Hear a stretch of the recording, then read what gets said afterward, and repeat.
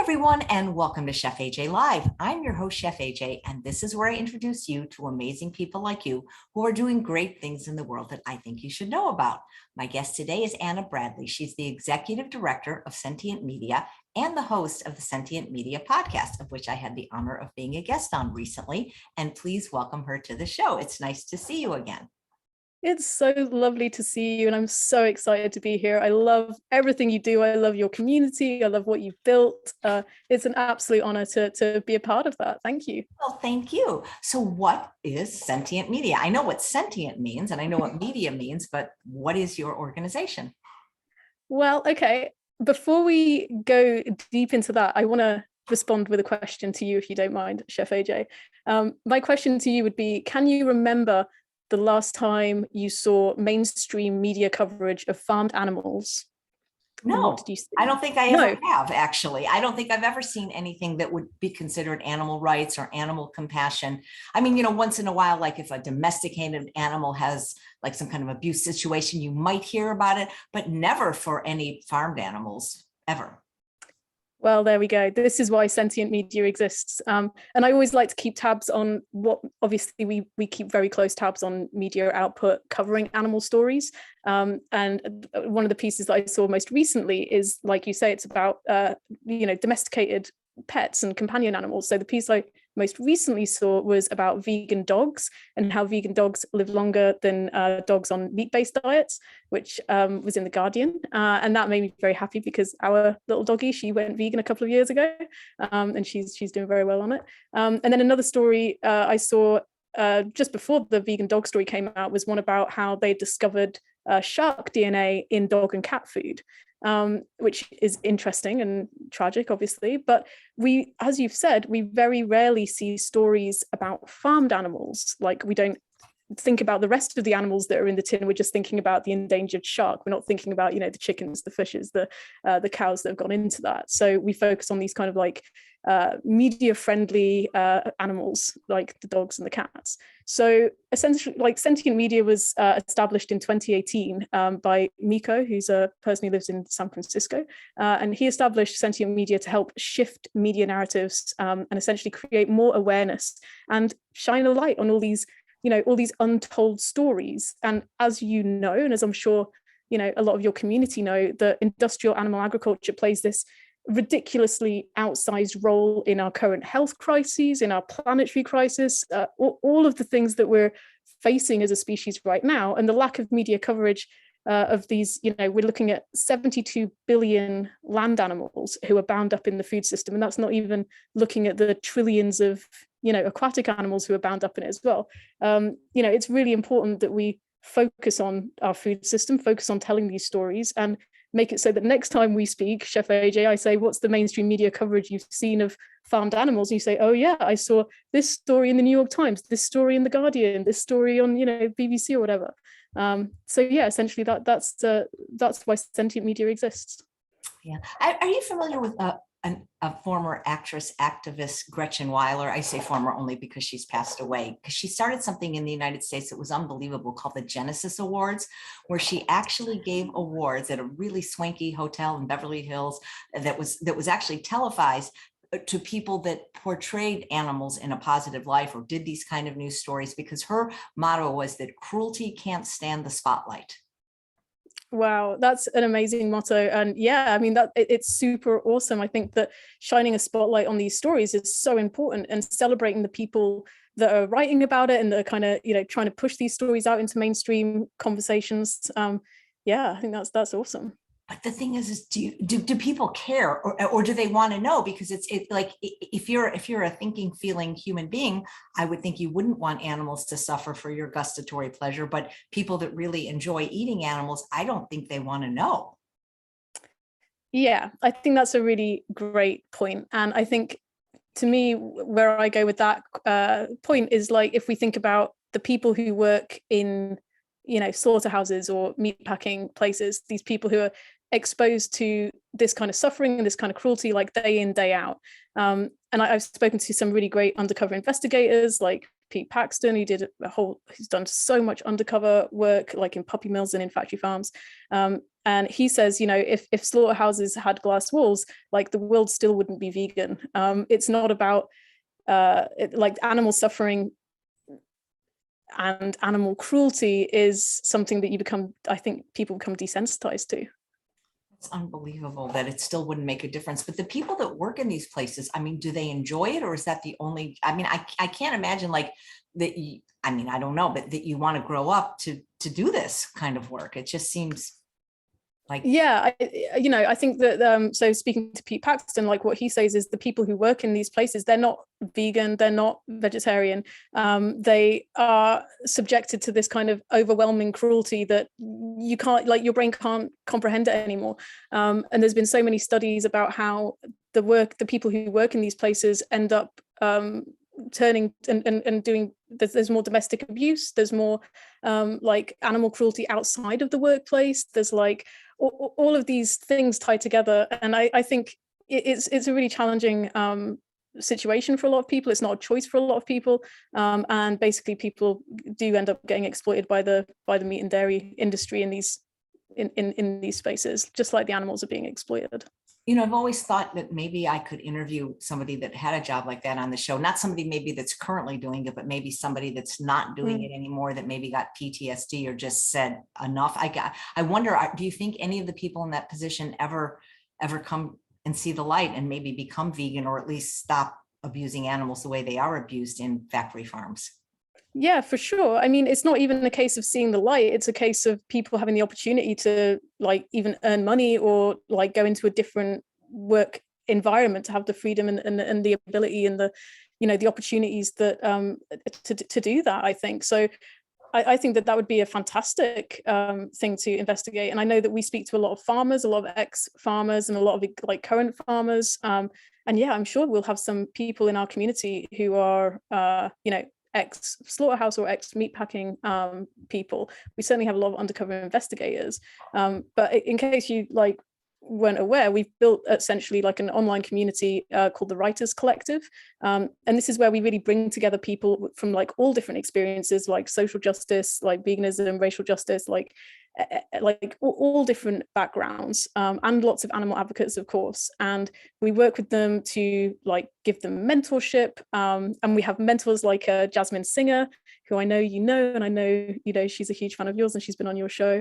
But basically people who are there to help people tell their story and get more articles written and more articles out into the world. And if you're interested, like our situation right now, we have over 550 people who are part of that community, and they're in about 35 different countries. And in the last 12 months together, we've published an estimated 1,500 articles in a whole like host of different outlets, including Sentient Media, but also like we've had publications in Nigeria, the Nigerian Tribune, like DSMOG, the Canary, the Guardian, like so many different publications. So yeah, I think bringing like lots of people together with different backgrounds and different entry points into advocacy is really important. And you do a great job of that on your show already. It's so interesting because most people would say it's not right to abuse a domesticated animal like a pet, a dog or a cat. Although, you could argue that putting them to sleep in the shelter, that's, I mean, that gets me so upset. And most people would say that is animal abuse. But when it comes to anything that's not cute and cuddly or even a pet, it's like they turn a blind eye or they don't want to know. And it seems like it's so unfair that they're not protected the same way that our cute and cuddly dogs and cats are. Yeah, I mean, there's definitely a lot of cognitive dissonance when it comes to thinking about companion animals and then thinking about animals for food. But if you think about it, like it really does present a very uncomfortable dilemma for people, because it's like, if I have to decide that I care now about like all animals and down to the clothes that I wear, the makeup that I wear, whatever, then I have to really reassess and change my life. And that can be really hard. So I get it. And I think that all of us have had those moments of cognitive dissonance. Like I've had an on-off relationship with veganism, and I definitely would make any excuse to eat cheese, which, as we know, because it's addictive, but throughout my life I've definitely had those moments. And I think that if we find and understand, common ground, and if we understand like where people are coming from and build a rapport and build a conversation without being preachy, then we start to like we definitely start to have a better entry point to having these conversations. But yeah, sorry, go on.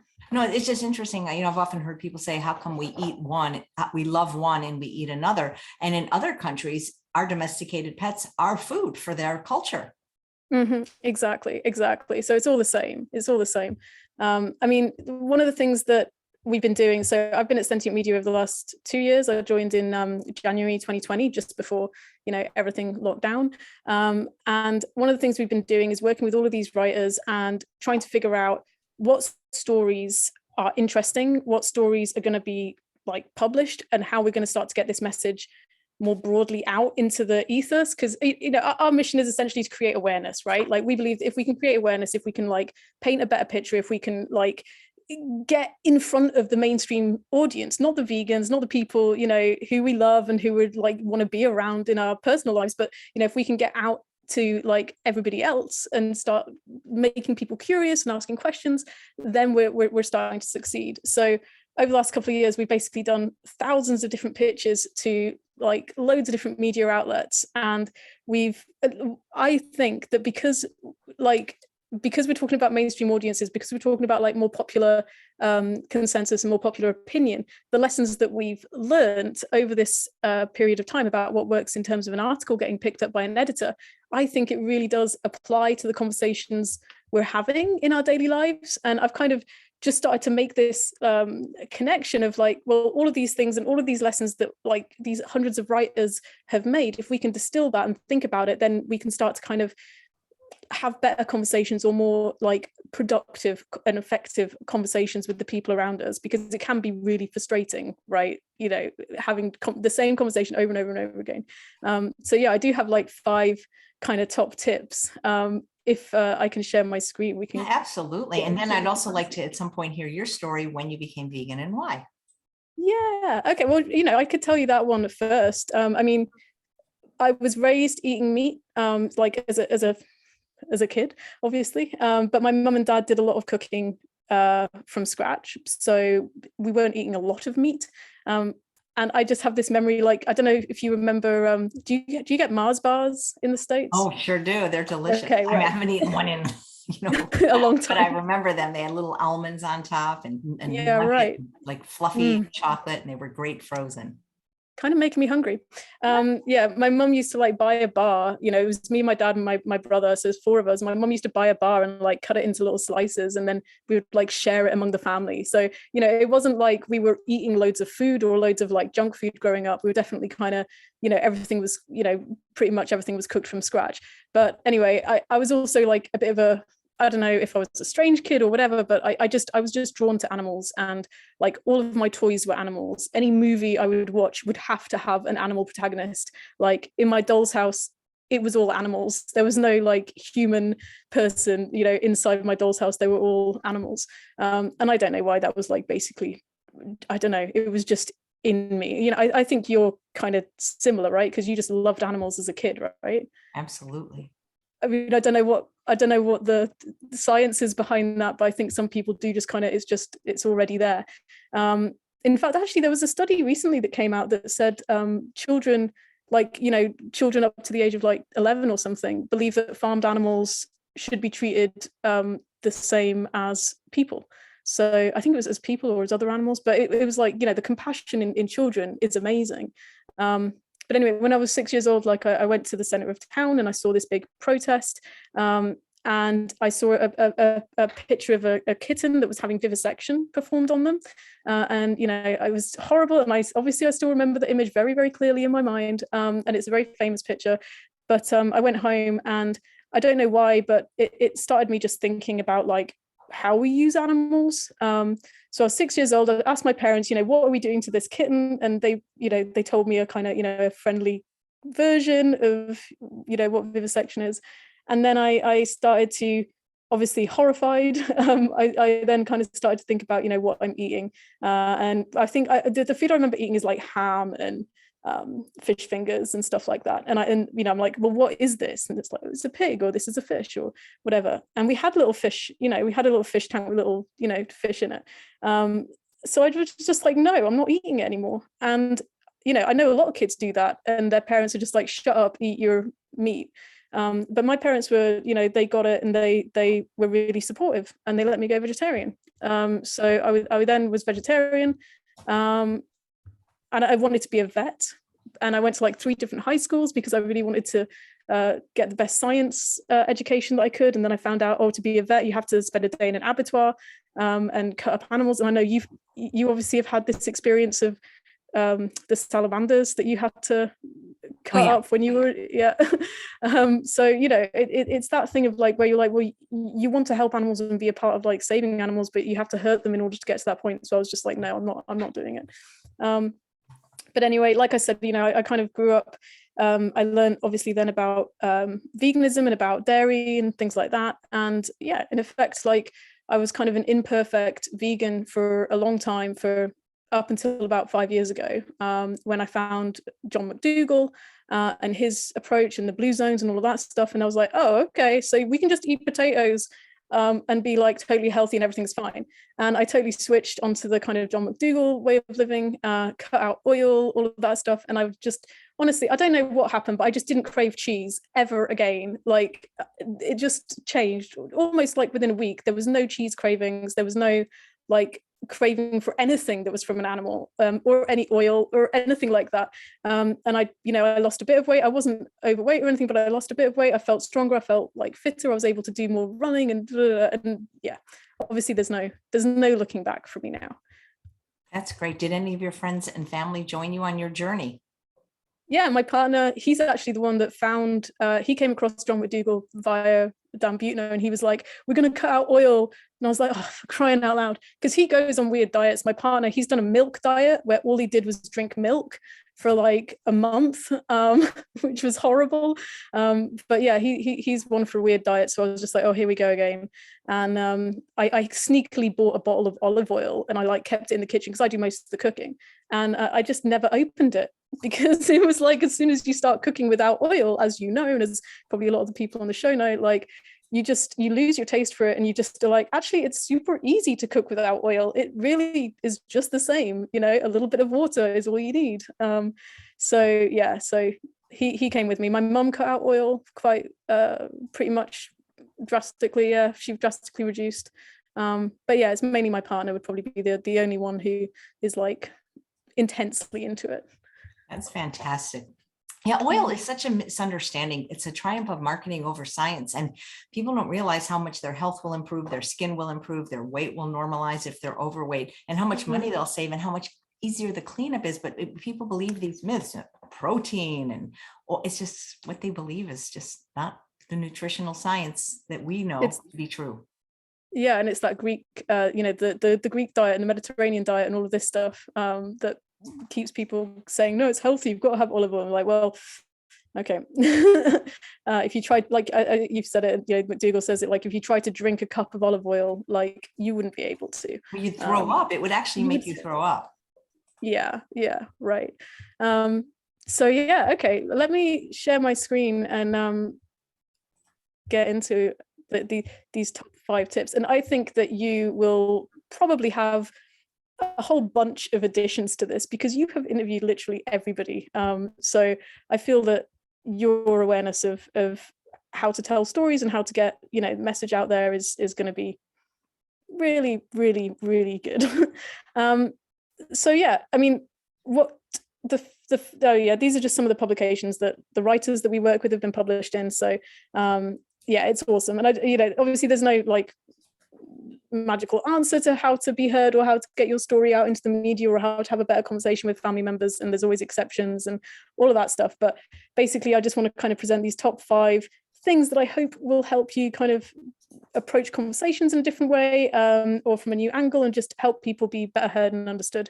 So yeah, I thought we could start by talking about cake. Given that everybody in your community is, you know, into food, etc., and you of course are an amazing chef, so I think if we're talking about cake, we need to look at one, and this is you know, the sweet potato chocolate cake. by Drina Burton. Oh my God, that looks amazing. It's so good. And this is obviously vegan, oil-free. I use maple syrup, so it doesn't have like any added refined sugar. And it is just so tasty. It's my favorite. It's got to be my favorite, like like hidden recipe where you give it to people and they're like, what is in this? This is amazing. You're like, that, my friend, is a sweet potato. But anyway, so I think when we spoke last time, Chef AJ, we were talking about how feeding people is a great way to, start talking about veganism. I mean, like, do you find that people are more open to hearing about eating plant-based when they're eating your food? I think so. And especially when they're eating dessert. Yes. So actually the reason I'm bringing cake up is based in data. Okay, so there was this report done a few months ago that looked at the UK television coverage, and it found that cake is mentioned 10 times more than climate change in UK television. And obviously this will change for like different, countries and different mediums. But my point here is that really, when we want to pitch stories to the media, or when we want to have conversations with friends and family, we should be opportunistic and we should try to harness news cycles, try to look at trends, try to figure out like, how can we bring this back to veganism? How can we bring this into a conversation? So like, the article I mentioned at the start about, the DNA, the shark DNA in dog food, you could use that as an entry point to speak to somebody like, oh, hey, have you thought about like, what else is in dog food that you feed your dog every day? Like, where does that come from? And start talking about, the pet food industry. And I was curious to ask you, Chef AJ, like you produce so much content and so much, like so many interviews. Do you ever actually look at trends and think, oh, this is something that we're going to cover now? Or is it all just kind of organic? It's just, I just want to get everybody that's vegan a voice on my show. Because, I feel like different people will resonate with different things. You know what I'm saying? Some people more with the animal compassion, some people more about their health, some people more about their environment. So I want to cover all bases and have all vegan voices out there and kind of be almost like a Wikipedia of vegan. So people could go to my channel and whether they're looking for a recipe or a topic, something will resonate with someone is my hope. So I don't have like a master plan, but if you'd like to give me a master marketing plan for my show, I'd be happy to accept it. The thing that's so interesting, Anna, is that most people have such a good time on my show and interacting with the live audience that people keep asking to come back over and over. And so new people kind of have to wait a little bit, but I just think it's fabulous to highlight all the terrific people out in the world we're all doing something different. We're all on the same team, but it's like a baseball team. You need a shortstop, you need a catcher, you need a pitcher. You can't have a team if everybody's a catcher, right? And that's kind of how I mean, feel. I'm British. I don't get this. I'm sorry. Oh, sorry. Oh my God, I don't know anything about soccer. Meaning, all right, let's see. If everybody was doing the exact same thing, we wouldn't have a movement. You know what I'm saying? It's good that we have people doing different things and working on different areas of veganism and animal rights. You know what I'm saying? 100%. I think you're absolutely right. And I think that organically, you do hit trends, because when you bring people in who talk about keto and carbs and all of this stuff, this is on trend. So I think that your guests and your audience are kind of bringing the trends to you, so it's just naturally happening for you, Chef AJ. I think it's awesome. But yeah, I think if we can look at like the topics and the things that resonate with people, like look to data points for that, that can be a really good way in. And like you were just saying about people bringing in so many different guests, because something's going to resonate with everybody. My next tip is to tell your own story. Basically, everybody has a story, as you know, about how they became an advocate, how they became vegan, and the journey you go on kind of helps you understand and be able to communicate better with people who are at the start or at the middle of their journey, or transitioning. Like you went vegan, and you were doing it in a non-nutritious way, and then your vegan journey continued up until finding the whole food, oil-free, salt, sugar, etc. free way of eating. So and the same for me. Like, it wasn't until I found McDougall, etc., that I became the best version of being vegan that I wanted to be. So I think like you've said, for a lot of people, health, for people who are like ethical vegans, who go vegan for the animals, sometimes health is like the last piece of the puzzle. But when you look at the statistics, health is actually the reason why most people go vegan. And oh my gosh, I must say you had Jasmine Lever and John Lewis and Columbus on your show doing that thing about tell your stories. And their examples in there are just so phenomenal. And Jasmine's actually an advisor at Sentient Media, and she does the voice for our monthly media recap. She's an amazing, amazing woman. So yeah, I think everybody should definitely check that show out when you want to think about telling your story.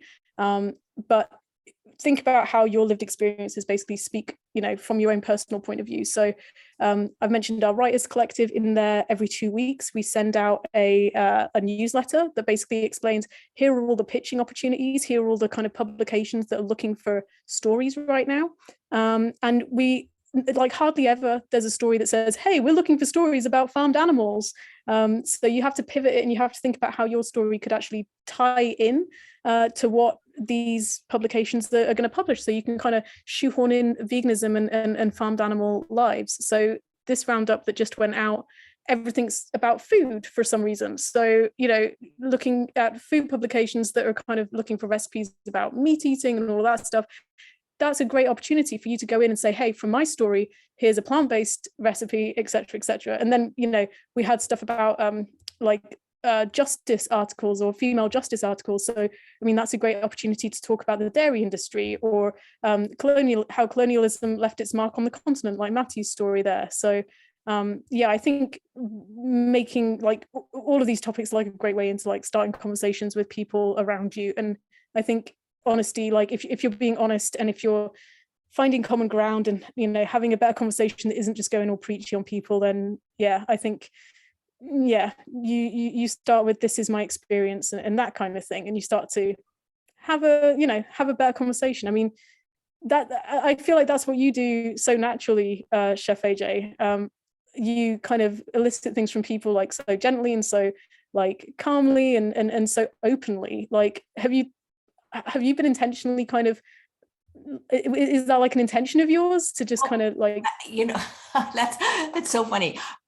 This is going to sound weird, but my intention is to not be an asshole. And I know that sounds weird, but I have a little bit of a streak in me that's disagreeable, that's upset, and why can't people do more and do better and do it faster? But I don't think that really enrolls people in what I'm trying to teach them. And so really, and also to let the guests talk. Those are the two things I go into every interview with, that this is, yes, it's my show, but it's really about the guests, not about me. There's plenty of stuff out there about me if they want to learn, but I want the guests to say what they have to say and say their truth. And there's, it's sort of like every lock has a key. And while not every guest will resonate with every viewer, there's always somebody, you can tell by the comments, that was like, oh, I'm so glad I saw this. This was the best show ever. You know what I'm saying? So it's sort of like, I'm a buffet rather than a la carte, in other words.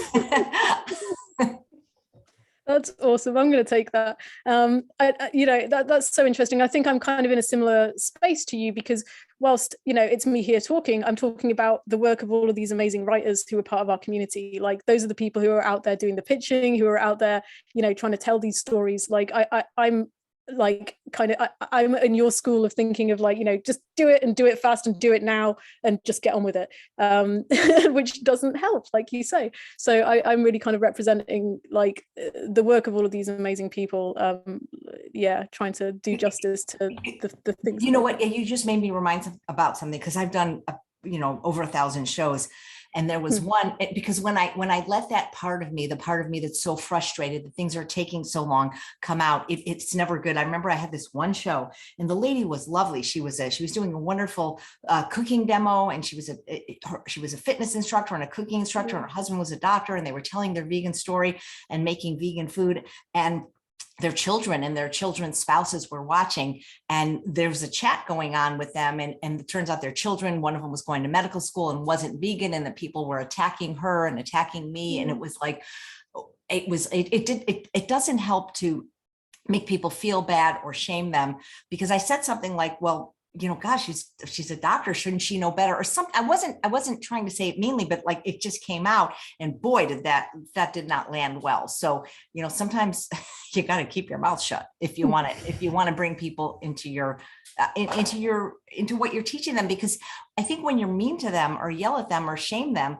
they really don't listen at all, Absolutely. And I think there's so many things that we have like on our side that we can use that aren't attacking people, you know. And I think telling our story is a really important part of that, because as soon as you start to go down that road, you realize there are so many things that you have in common with people, and so many decisions, like, you know, like you say, like if you care about dogs and stuff like that, like these entry points. And I think, yeah, it's going down the preachy kind of shaming people. I mean, with anything, that's not going to be, Yeah, that's not going to work. absolutely. That's not going to work.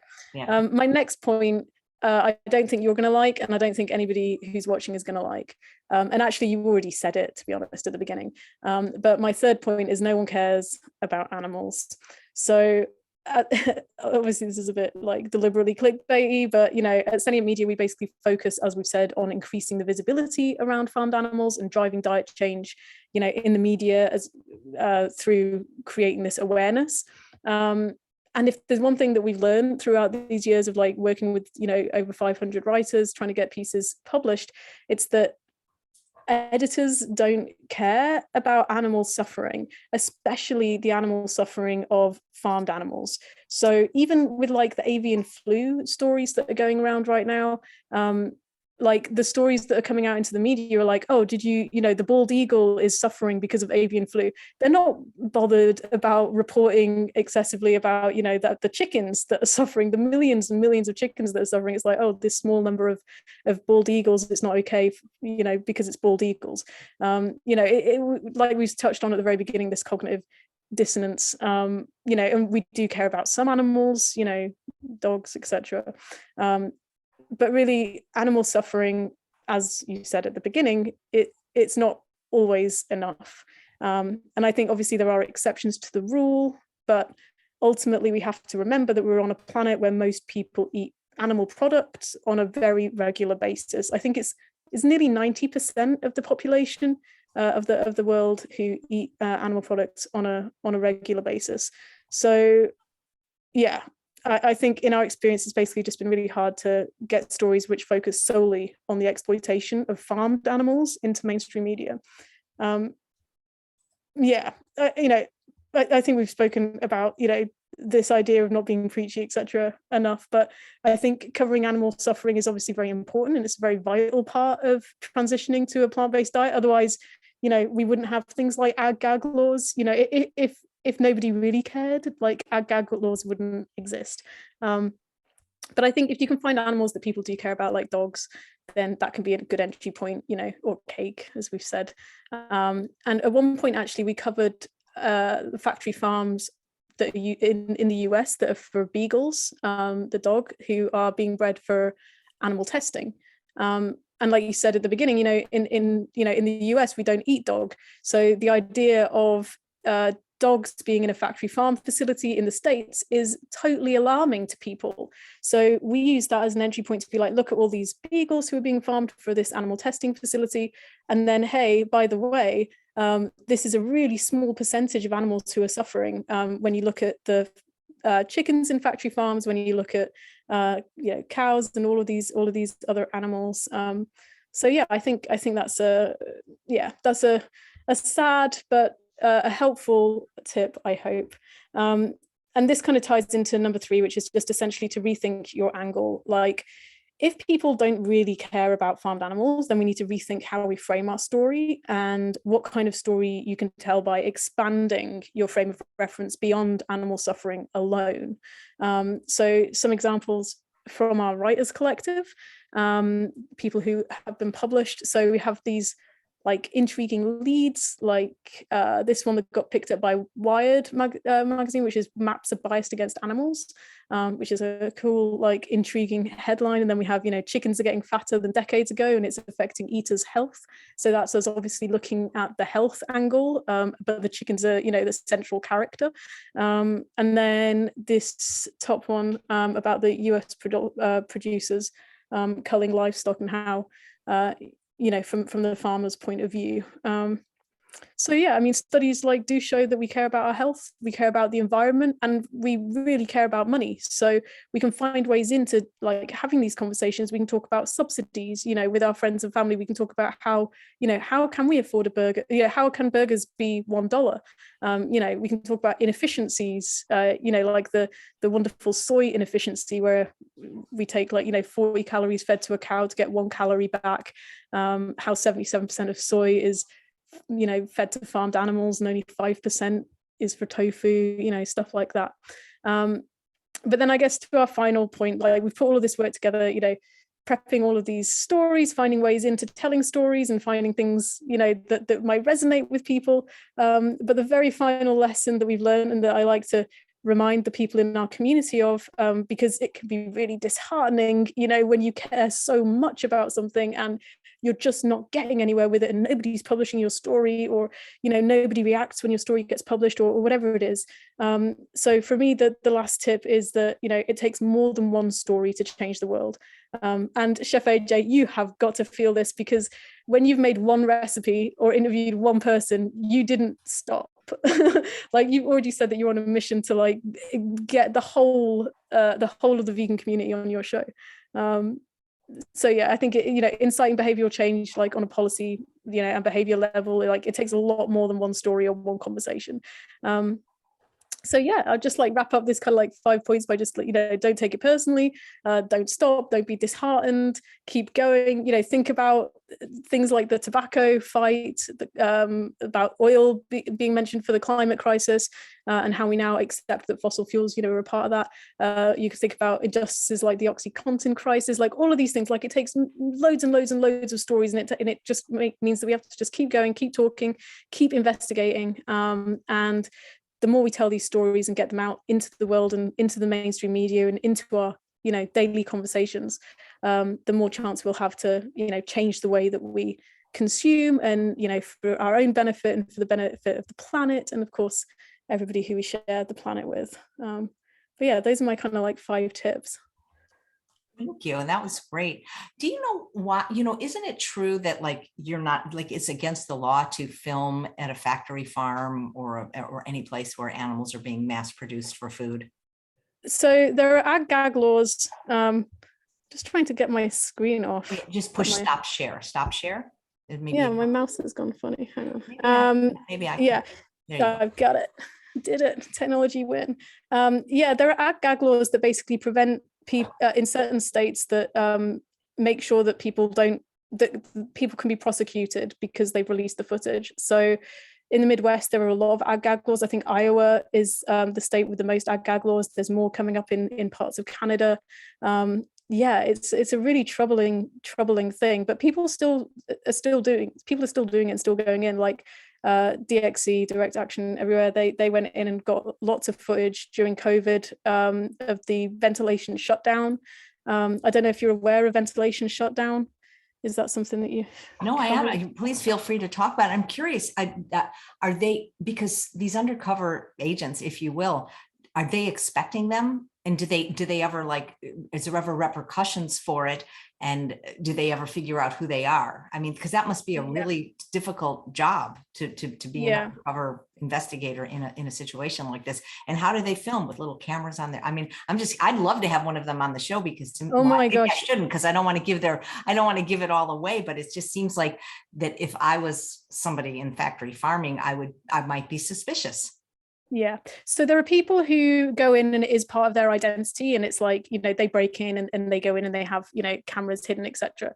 And, you know, those people probably be fine on your show. But there are also people who are undercover who take a job in a factory or, you know, take a job out there so that they can really get to the meat, as it were, of what's going on within the factories.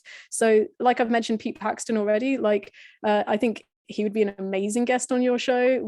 I've done some events with him. You know, he obviously kind of covers his face up and stuff, but his experiences in factory farms are just incredible. And he's part of an organization called Seed, and they go and they did an amazing undercover investigation of the dairy industry last year, where they found how these cows, these spent dairy cows, who are dairy cows who have lived their life and they're no longer producing milk, or they're no longer able to have a pregnancy, they get sent to like a ranch where they get lots of horrible things, but essentially they end up getting slaughtered and they end up getting sold, and they have these labels, the tags that cows have, and all animals that we farm have, and what they were doing in this ranch is they were removing the tags and then selling the cows as if they were organic. So basically what was happening was the end product was a spent dairy cow who has lived in horrible conditions all their life is being sold as an organic product, because the ranch is removing and manipulating the ear tags that were on these cows. So without being embedded within that organization, we wouldn't know that. Like, we wouldn't know that potentially, Whole Foods or, whoever it is that sells this organic beef, at the end of it, actually, this is a spent dairy cow. So there are like different approaches to undercover investigations. And we have some undercover investigators on our team who have now transitioned out of it, because you can imagine how harrowing it is, like, as a job to do that, how challenging and how hard it is. But yeah, there are repercussions. To answer your earlier question, there are repercussions. People get prosecuted. Some people end up spending a few months in jail. There are serious repercussions for people, but it's important. Like, it's important stuff. Like, we need to know what's going on. I agree with you. And what's interesting, Anna, is most of my shows, just because I'm a chef, I'm very interested, having people do recipe demos, and I'm interested in the science and nutritional science. And I never know how many people are going to watch live. It can be over 1,000 when I have a guest that lost 100 pounds, or when I have Dr. John McDougall or Dr. Greger or Dr. Dr. Furman on, or Dr. Goldham or Dr. Lyle. They get the numbers. But it seems like whenever I branch out into ethical veganism, whether it's shows like this, or I've had Ingrid Newkirk on a couple times, don't get as many live viewers and don't get as many views. And so I'm wondering why it seems like there's such a disconnect for people that seem to care about veganism because they're vegan. Clearly they're vegan. Not that everybody that watches my show is vegan, but they're eating vegan for whatever reason. But when I get into the compassion part or the environment part, they're just not as interested. It's so interesting, and obviously you're not the only one to experience that. People who are famous journalists who happen to be vegan, but they're not necessarily writing for vegan publications, as soon as they write a story that centers animal welfare, they'll see their readership drop off. Like, nobody's interested. I think it's a tough topic. Like, I think for some people it can be just too much. Like, I know I don't like looking at footage, or I don't really like hearing about depressing things when it comes to what's happening in the planet, especially the last couple of years. It's been, one kind of bad story after another, right? So I feel like that could go part of the way to explaining why people are just like, I don't need to listen to this. But I hope, the people that you have had on who are coming at it from like an ethical vegan point of view, I think it is really useful hearing their stories, hearing the way they present it. And then actually, I think there's some work to be done in kind of demystifying like ethical vegans and animal advocates and animal activists, because again, the way that the media has kind of historically presented animal advocates and activists, it's not in a very good light, and it can be very much kind of highlighting this idea of bringing shame on people. But I think that the folk like Jasmine Lever, Jasmine Singer, like people like that you've had on the show, who just like paint a really good picture of actually we're here to listen to people, meet people where they're at, and start having like open conversations about what our lives are, and then seeing how people feel about it. I think you're doing a great job of like kind of bringing these worlds together.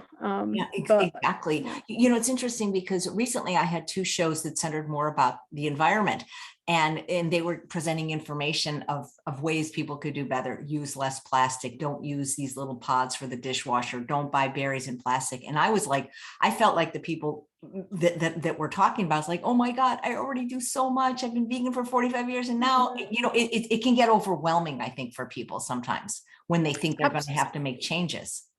Absolutely, absolutely. And I think, you know, in a way with the plastic thing, when you're vegan, like you're already doing a really good job, because the biggest plastic waste in the ocean, as far as I know, is actually from fishing waste, right? It's the fishing industry waste. So by not engaging with that industry, you're kind of like, okay, we're at least, you know, a lot further towards being plastic free than most of the population. But I think that like, I mean, that might be why people aren't so interested, because it's like, well, you know, we can't be perfect. Perhaps some people who are, you know, watching are, you know, they have leather, you know, from cows in some of their belongings, or they have like the odd bit of honey or whatever it is. I mean, I remember when I first moved to a new town in the UK, and I joined a vegan Facebook group because I was like, okay, cool, I'll find some new friends.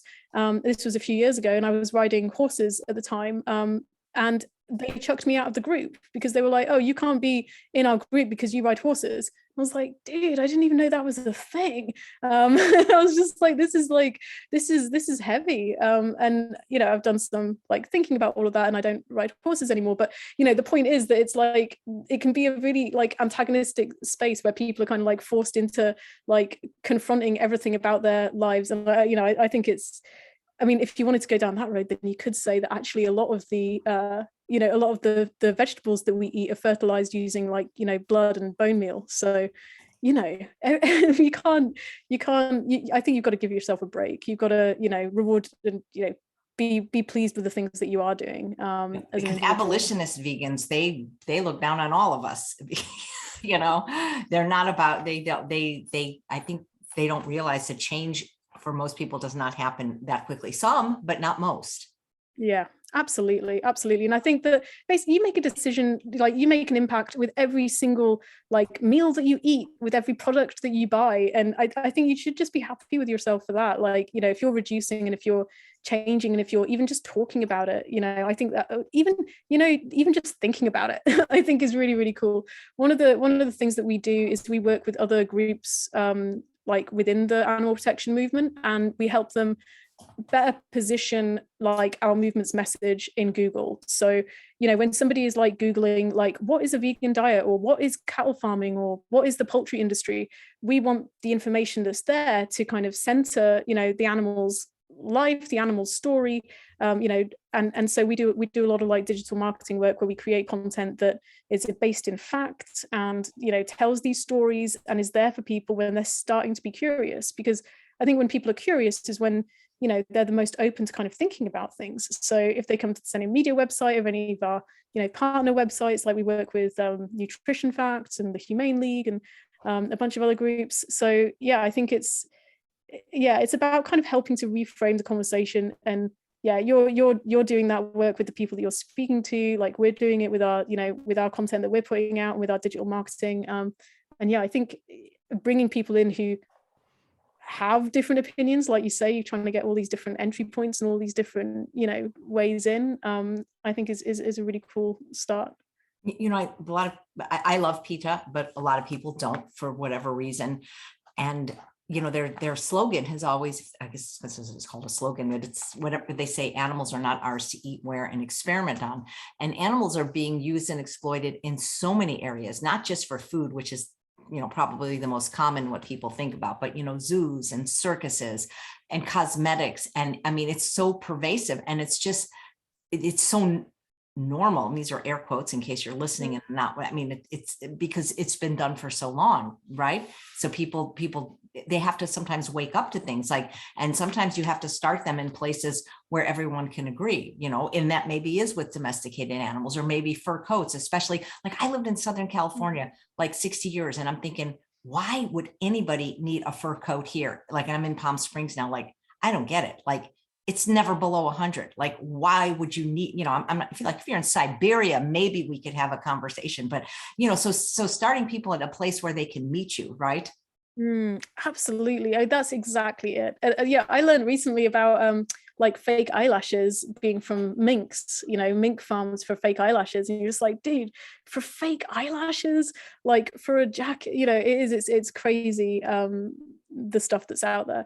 But yeah, I think meeting people where they're at is absolutely like it's the most important thing. And but I do think that the media has a really important role to play. Like if we don't start to see more stories and start to see more conversations that are pushing and creating more awareness about, this like, invisible elephant in the room, these farmed animals, there's 72 billion farmed animals that are just being ignored. If we don't start to create more awareness about it, then, nothing's ever going to change. Like we want to get to the point where it's not just individual behavioral change, but also at a policy level. Like you say, where are the laws that are protecting exactly these where are animals? the laws, and how can we help you? Because I can't help think about Gretchen Weiler and her work, Cruelty Can't Stand the Spotlight.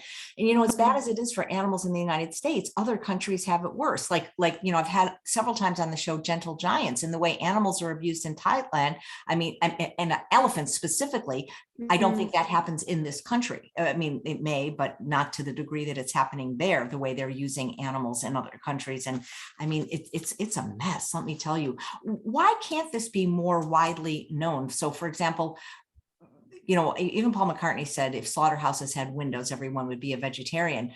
We can find this if we look on places like YouTube, but would regular television ever allow these images? Like, could you, as an advertising on TV is expensive, and I haven't had regular TV in years. I mean, if I watch something, it's, Netflix and there's no commercials, but could this ever be in a place where lots of people would see it, or would they just not accept footage like that? So I wonder if that is even the best approach. Like I wonder, like back to what we were saying at the beginning, like why aren't all the people in slaughterhouses vegan then? If that's the thing that's going to work, then why isn't everybody already vegan who works in slaughterhouses or meatpacking places?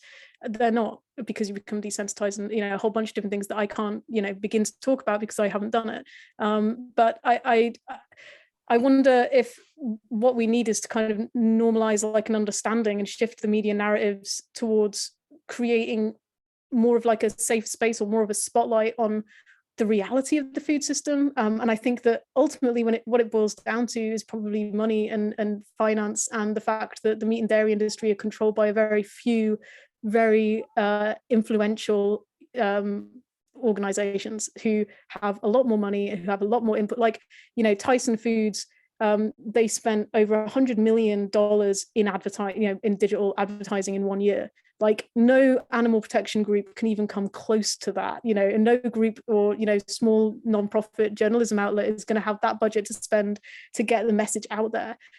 So I think that what we really need to do is create like more awareness, create awareness through a way that is palatable to people. I think if we're creating content that people just click off on straight away because it's too like upsetting or too distressing, then I don't know how much value that's going to have. Like, I don't know if we get into that point where it's like everything's just so horrible and everything's just so like, like we were saying, like overwhelming. If we're just looking at all these horrible videos and horrible images all day, is that going to do anything? And I also think that food and health plays a really huge part. Like you can show people these horrible images, but they don't necessarily know how to eat, how to eat well. Like I didn't know even how to eat well. Like, I was okay. You didn't know how to eat well for a very long time until it gets to this point where you're like, oh, okay, that's how I eat well. And it's super blooming simple. It's potatoes, it's starch, it's, all of these like wonderful, like comfort foods.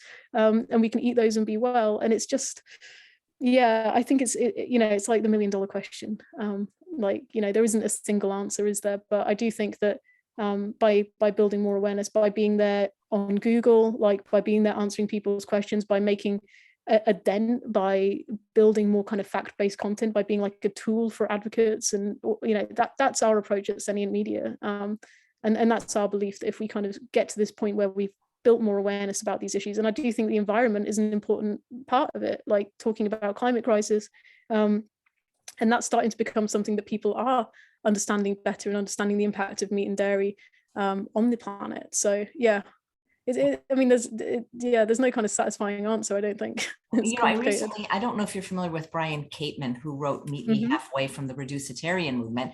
And it's funny because even people that are doing good in the world, if it's not good enough according to someone else's standards, they'll get attacked. And even though he personally is vegan, or if he eats animals, it's very, people will get attacked if they're not like 100% or abolitionist. He believes that the world is not going to go vegan, especially overnight, and that any measures that we can do can make an impact. But there are people that believe it's all or none. You know what I mean? But my feeling is any animals that are not eaten is a good thing. Yeah, I mean, and I also think like to a certain extent, like it doesn't really matter like what other vegans think, right? Because they're already vegan. So if you're upsetting the vegan community, it's like, well, are you going to start eating meat now because you don't like my approach to veganism? I don't think so. So it's a shame, but it's not the end of the world. Like what we really need to be thinking about is the conversations that we have with people who are not vegan. How are they going to be productive? Like how are we going to like not shame people? How are we going to encourage people? How are we going to create like curiosity for people and kind of encourage them to go down that road and start to change or address or question what it is that's on their plate without attacking them? Like that's the real challenge. Like and ultimately, it's like about 2% of the population who's call themselves vegans. So it's a really small Really small group, but yet we all seem to know each other.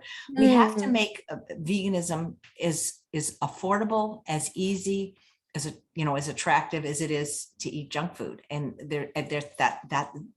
that's what I think. A lot of people, well, I do it, but I don't have the time. I don't have, the same excuses you hear over and over. It's really not expensive. If you're a whole food plant-based eater, it's not as expensive. If you're just going to eat processed food in restaurants, yes, of course, you could argue that. But I don't know, I've been at this 45 years and there's days I just want to bang my head against the wall when, But you must have seen like so much change though, because even in my time, like I've seen so much change. Like when I was a kid, people would be looking at you like, oh, you're going to be ill. And like, I remember as like a teenager, or as like, in my 20s or whatever, whenever I'd be like, yeah, I'm vegan, people would look at me and be like, oh, but you don't look like you're dying. You'd be like, yeah, like it's not going to kill you being vegan. But now you don't get that as much. Now you've got plant-based options like everywhere. Like I go to back to where I studied university up in Scotland, and I go back there and like the plant-based options are just insane. Like every single shop is saying, every single restaurant has got like advertised on their windows, come in for our plant-based food. And then there's plant-based dedicated restaurants, and it has definitely changed. And obviously the access to there was tofu, obviously, when I was a kid. Let me tell you, in 1977, when I went vegan, there was nothing. The only place you could find vegan food, and it wasn't the healthiest, is if you would go to like an Adventist church or bookstore. There was a brand, I believe it was called Worthington, where they would have fake meat in a can, but it was high in like salt and oil. They didn't have soy milk or powder now, if somebody wanted to be vegan, you could go to the 99-cent store. Walmart has a huge selection of even organic vegan products, the 99-cent store. So it's really never been a time in human history that it's been easier. The thing is, how do we get the people to want to make the change? You can't legislate compassion, unfortunately. No, but we can definitely legislate better rules for the animals, better protections for the animals, and actually better nutrition. So we can change the fact that kids are fed, cow milk in schools, when a lot of kids are, all kids really are lactose intolerant, but a lot of kids are, have genetics that mean that they're way more likely to be lactose intolerant. Where, we can do things that that increase nutrition. I mean, Eric Adams, the new mayor of New York, like what he's doing over in New York is incredible. Like these vegan Fridays in schools, and all of this stuff, trying to push forward like a really healthful, like nutritionist like response to food. And I think that when people are encouraged to change the way that they eat and to go more like plant-based, and when like it's coming from the government, or coming from government leaders, or coming from school heads of schools, etc., I think that you end up seeing like a better response, and it ends up being easier for people to kind of come out as vegan. A lot of the time people might be the only vegan like in a workplace or in a community, but now it's like it's becoming much cooler. Documentaries like Game Changers, like They're Trying to Kill Us, like all of these like interesting documentaries that are coming out that are kind of showing how powerful and strong and how like all the nuances behind veganism can really make a big difference. I think we've got to make the healthy the humane choice, the easy and the affordable choice. Tell me a bit about your podcast. How often do you do it? How can people listen to it? Yeah, so the Sentient Media podcast, it's you can find it on our website on sentientmedia.org. We interview different people. Obviously, it was great to have Chef AJ on the show. We interview journalists, we interview scientists. And yeah, it's like it's not very often, Chef AJ. You put me to shame. I really haven't done one for a month, I think. So it's usually like one a month, I think. I get around to. But you know, we publish content on sentientmedia.org every day. We're obviously on social media, but yeah, getting over to sentientmedia.org and our newsletters and our digests. We produce a lot of content that's supposed to be like kind of easily to forward content. So you receive it, perhaps you're an animal advocate, or perhaps you're vegan, or perhaps you're, you know, whatever, but you can just easily forward it to your friends and family and to your networks. So yeah. That's fantastic. Do you have any episodes that you would, if we're a first time listener, do you recommend starting at the beginning, or is there something that you would say, well, you know, start here, start with this episode? Well, I have to say, start with the Chef AJ episode. I think, you know, it was great to have you on the show. I just interviewed Jenny Splitter, oh, hello. Hello. Well, but you were talking about animals and Bailey wanted to come up, and she is almost vegan now. We found a new brand of dog food that's a wet food that's vegan, because she just is not a fan of kibble. So I think she's going to be vegan soon. So you never give up hope, right? Exactly.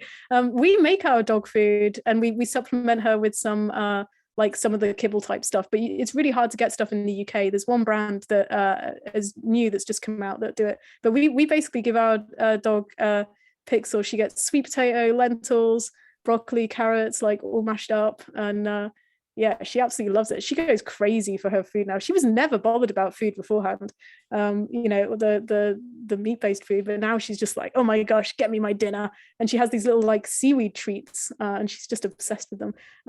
But yeah, she's thrived. She has arthritis, which was the final kind of push for me to be like, okay, we've got to make her vegan. Yeah, she's, you know, it hasn't got rid of her arthritis by any means, but you know, she's 10 years old. She's doing really well. She's loving life. And everybody always compliments her coat. And was also like, oh my gosh, your dog is so, like, her coat just looks so healthy. Her eyes are bright. We get her blood checked. She's like, yeah, she's good. Bailey, you can do it. Yeah, I have faith. come on, Bailey, everybody's rooting for you. So Yeah. where do you mostly go? Like, do you go to Instagram, Facebook? If people wanted to follow you or connect with you or donate to your organization, where would you tell them to go? I would tell them to go to sentientmedia.org. We have Instagram, Facebook, Twitter, but sentientmedia.org is our, like, you know, hub for everything that we do. And in there you can find our writers collective. So if you're interested in applying, if you want to write, if you want to learn more, we have loads of on-demand courses like Advocate to Journalist, how to do fact checking, undercover investigations, investigative reporting, how to write so your content is visible on Google. Yeah, we have loads of different courses that you can take in your own time, and a community, yeah, of over 500 people who are just there to support you. Like, it's a very supportive, very engaged community. It's very safe. It's not on Facebook, so you know, you're not tempted into the social media like wormhole. It's got like its own platform, and we do like writing hours, and we have guests in to do, you know, special events and stuff like that. Yeah, I'd love to see people who are interested in the stuff we've been talking about join the community. And you, if you're ever interested in writing, well, add that to your list. You never know who's going to see this episode and take you up on that. Well, thank you so much, Anna, and thank you for your work. Thank you. I'm so honored to be here, and I hope that people have found something helpful in here. And yeah, I appreciate you and everything you do. And honestly, it's an absolute honor to be a part of your big pile of vegan people. A big pile of, that's what I'll call the show, a big pile of vegan people with Chef AJ.